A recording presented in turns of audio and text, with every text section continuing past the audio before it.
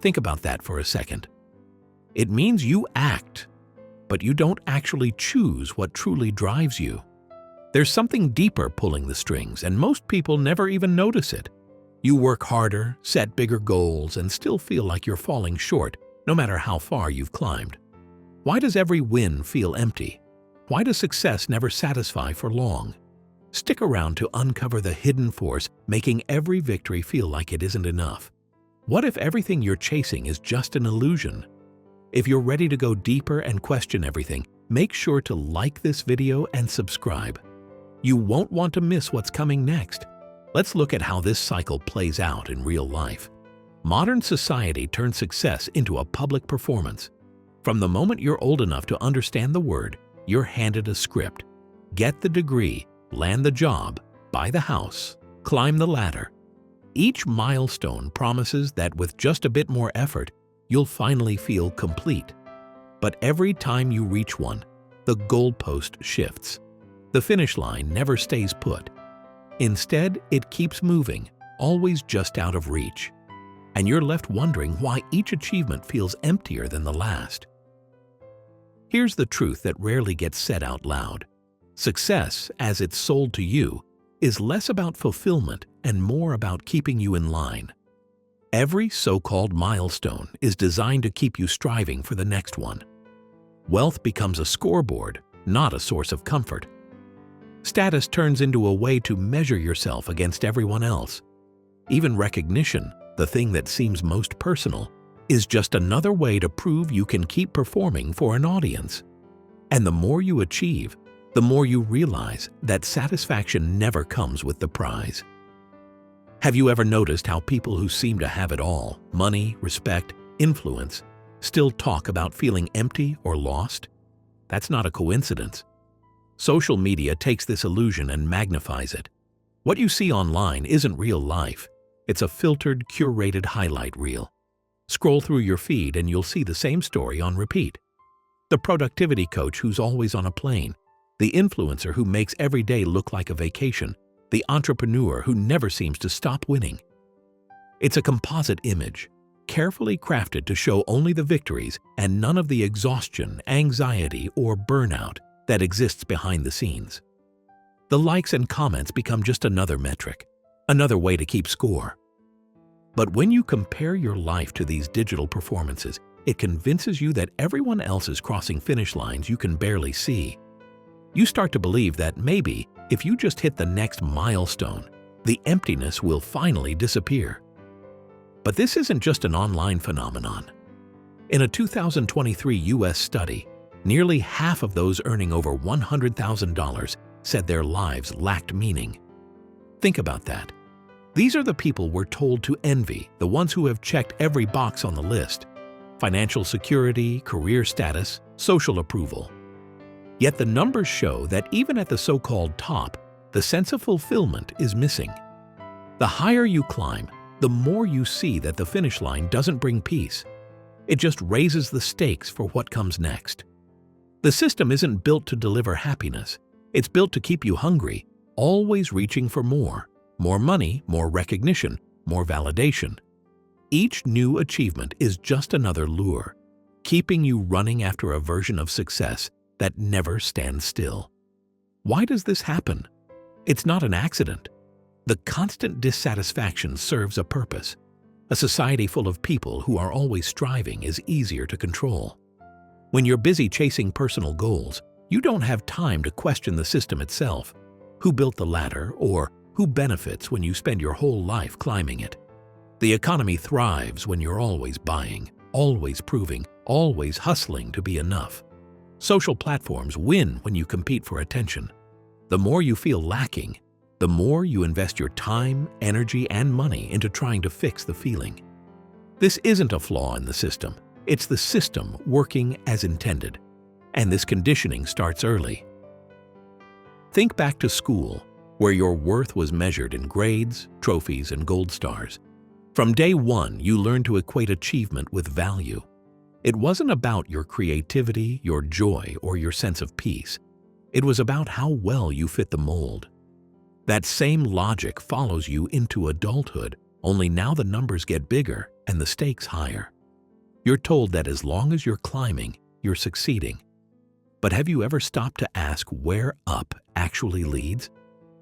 The emptiness that creeps in after every accomplishment isn't a personal failing. It's the result of a system designed to keep you searching for validation outside yourself, forever reaching for a finish line you'll never cross. That's why the craving never goes away. You're chasing a mirage, one that fades the closer you get. Not because you're not trying hard enough, but because you were never meant to arrive. Understanding this isn't about giving up. It's about seeing the game for what it is. The sense of failure you feel when success leaves you cold isn't your fault. It's a symptom of a system that profits from your dissatisfaction.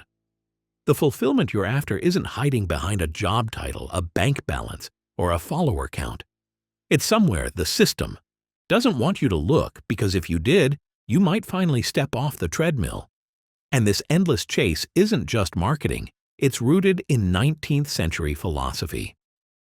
Next, we'll expose that blind force. What if the thing driving your ambitions isn't even you? You might think your goals belong to you, that your dreams are crafted by your own hands.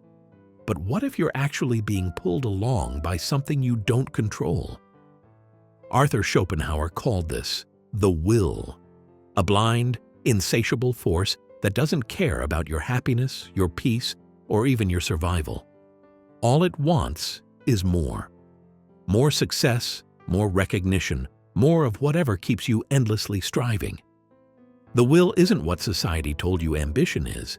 You've been led to believe that ambition is strength, the mark of those who succeed. Work harder, want it more, push through. That's the mantra, right? Society frames relentless pursuit as proof of determination and self-mastery. But the truth is uglier. The will is not a sign of control. It's the opposite. It controls you. Schopenhauer believed this force sits under everything we do, dragging us into a loop of wanting, craving, and chasing. And here's the worst part. It doesn't even care whether you succeed. The moment you achieve one thing, it whispers, "What's next?" The treadmill won't stop. Think about how this plays out in real life. Imagine running on an actual treadmill. You pour effort into every step, your legs burn, your lungs ache, and yet every inch of sweat-soaked progress takes you nowhere. Schopenhauer himself used the treadmill as a metaphor for will-driven suffering. That's exactly how the will operates, except it's inside of you. You tell yourself that if you can just reach that next promotion or hit that next target, everything will be worth it. But when you get there, it's not enough. The treadmill speeds up. You convince yourself the next goal will do it, but it's just another mirage pulling you farther away from real contentment. The will keeps you running because stopping isn't part of its plan. It's important to remember that Schopenhauer wrote about the will long before modern psychology existed. Yet his observations about human craving and dissatisfaction still feel current. He saw that this blind force is always hungry, always looking for the next thing, never satisfied with what you have. The will makes you forget what you've achieved and focuses your attention on what's missing. We want success, and once we get it, we want more. We want approval, and once we taste it, we crave the next dose. This is the loop Schopenhauer warned about, a cycle that never ends no matter how much you accomplish. Let's make this personal. How many times have you reached a milestone only to feel empty afterward? Maybe it was a job you fought tooth and nail for. Maybe it was a number, your bank account, your weight, your followers. In that moment of triumph, did you feel complete? Or did it vanish as quickly as it came, leaving you searching for the next thing to chase? That's the will at work. And as long as it's running the show, those feelings will never change. The system relies on this relentless drive. It's why society praises the hustle and makes ambition seem virtuous. Because if you ever stopped running, if you ever actually questioned what you were chasing, you'd see who really benefits. Hint, it's not you. It's time to see the will for what it is. Not your ambition, not your drive, but a primal force using you. Schopenhauer described it as blind because it doesn't think. It doesn't ask you what matters to you or whether you're happy. It just pushes. It's no accident that chasing success so often feels hollow. You might think, I just need to try harder. But harder isn't the answer. It never was. The harder you run, the tighter the will's grip becomes, and the farther you drift from peace. Breaking free starts with one simple truth. You are not the will. It feels like it's part of you because it's so deeply intertwined with your desires. But understanding this truth is your first weapon against it. When you realize that this constant striving isn't coming from some deep, authentic part of yourself, that it's just a mechanism driving your behavior, you can start to question it. You can start to choose where you place your energy instead of letting the will drain it endlessly. This isn't easy. Society has trained you so well to identify with this treadmill that stepping off feels like failure. When you're told that ambition equals value, the idea of walking away can feel terrifying. But here's the thing. Until you see the will clearly, you'll always be chasing something that slips through your fingers. It doesn't stop, not with money, not with recognition, not even with love. Schopenhauer saw this endless craving as the root of suffering, and once you really consider it, it's hard to argue he was wrong. So, if we're being honest, the will operates as a master and you its servant. You've given it your time, your energy, maybe even your joy. But what are you really sacrificing in your pursuit of success? Not the version of success you've carefully presented to the world, but the part of it that's draining you quietly from the inside.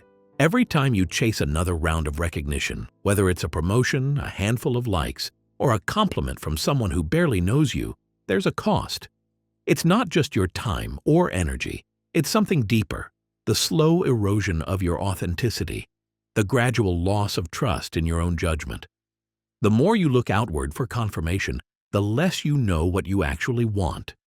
You start to measure your worth by the reactions of others, and the line between who you are and who you're supposed to be blurs until it's almost invisible. Modern success has twisted achievement into something that needs to be seen, measured, and approved by others. You can't just finish a project, you need the public acknowledgement. You can't simply enjoy a moment. You need to share it, frame it, and wait for the response. Life becomes less about the experience itself and more about how it plays to an audience. The trap is subtle but powerful. The more you depend on others to reflect your value, the less you trust your own reflection. You start curating a life that looks right, not a life that feels right. Carl Jung called this the persona, the mask you wear to fit into a world obsessed with image. It's not your real self. It's a version you construct to win approval, to fit in, to be accepted. The mask works, but it comes at a price. Every adjustment you make to please the crowd trades a piece of your authenticity for acceptance. Over time, you forget what your face looks like beneath the mask. You become a stranger to yourself, living for applause instead of alignment. Burnout isn't just about working too hard. It's the exhaustion that comes from living a life that isn't yours. Maybe you wake up tired and can't explain why. Maybe you hit every target and still feel empty. That's the weight of performing, not living. The more you shape your actions to provoke a reaction, praise, recognition, digital approval, the more you lose touch with the part of you that doesn't need an audience. Studies draw a line between this constant social comparison and rising anxiety and depression. When your self-worth depends on applause, you're always one silent crowd away from collapse. Even when the praise keeps coming, it never fills the void. Why? Because seeking validation from outside is like pouring water into a cup with a hole in the bottom. No matter how much you achieve, it never feels like enough. Ask yourself, when was the last time you did something just for you, without thinking about how it would look to others? If that question stings, you're not alone. The mask shows up when you silence the parts of yourself that don't fit the image you're projecting. Maybe you wanted to rest but kept going because you feared looking lazy. Maybe you felt lost but pretended you had it all together. The fear isn't just about failing, it's about being seen as ordinary, flawed, or simply human. That fear convinces you to curate every detail, to control every impression. Slowly, it drains your authenticity and leaves you living for approval instead of meaning. The harder you chase external validation, the weaker your foundation becomes. It's like building a house on sand, impressive from the outside but always at risk of collapse. The craving for validation only sharpens with every success. You think you're getting closer to fulfillment, but the goalposts keep moving. The gap between your public persona and private self grows, and eventually, you're living a life for everyone but yourself. Here's the truth. The version of success you've been sold doesn't care about you. It uses your ambition, your need for approval, and your energy until you feel spent and replaceable. You might think you're feeding your goals, but often you're just feeding the system. Likes, promotions, and titles are tools of control. When you're caught in this loop, your real self is pushed aside. You ignore the exhaustion, the stress, the cracks in your happiness because success demands it. But at some point, you have to stop and ask, who is this really for, and what is it costing you? The more you rely on others to tell you who you are, the more fragile your sense of self becomes. That's why the high from validation fades so quickly. It's not about how much you achieve. It's about where you look for meaning. External approval was never meant to satisfy you. It's a performance, and performances leave their actors drained. As long as your identity depends on an audience, your boss, your followers, or society, you're tethered to their opinions. The more you chase applause, the more the silence terrifies you. Ask yourself, when was the last time you felt proud of something no one else saw? That's the measure of authenticity the system can't give you.